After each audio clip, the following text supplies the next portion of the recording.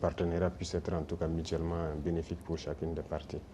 Quant à ces propos, vous l'avez dit, on a protesté à travers le ministère des Affaires étrangères, c'est une chose. Mais je ne sais pas ce qui s'est passé avec ce général. Il y a un souci quand même. Et je souhaite peut-être qu'il fasse son mea culpa.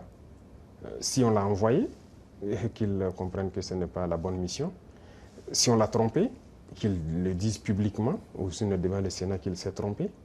Ou aussi si c'est une mauvaise intention, eh bien, nous allons l'affronter comme il le faut, parce que tout ce qu'il a dit, c'est du mensonge.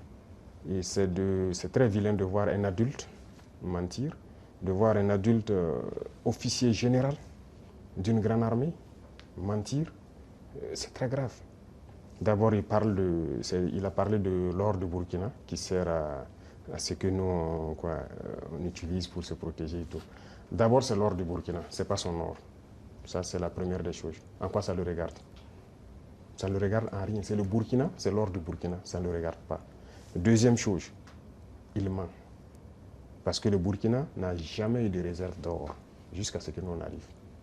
C'est nous qui avons commencé à réserver l'or au trésor du Burkina Faso. Sinon, il n'y avait pas un seul gramme de réserve d'or au Burkina.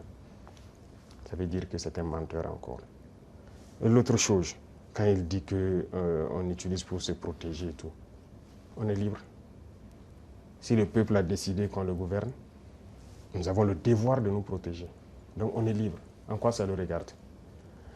Et le volet qui m'a le plus fait mal, pas parce qu'il est général ou parce que c'est un Américain ou quoi, c'est parce que c'est un noir. Et ça fait très mal de voir qu'on utilise un noir pour combattre un noir. Et ça n'a pas commencé maintenant. Il faut que ça s'arrête. Voilà, c'est très dangereux.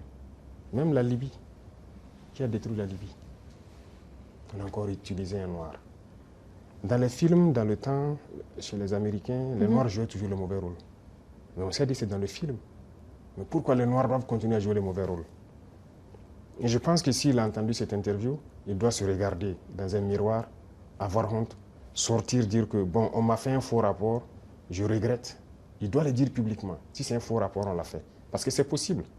C'est possible qu'on l'ait fait un faux rapport et qu'il sorte dire, parce que vous avez suivi, quand je prends notre voisin, encore, comme je dis entre nous noirs, le ministre de la Défense ivoirienne, qui se promène, aller en Turquie, voir le ministre de la Défense turc et lui dit qu'il ne va nous vendre des armes.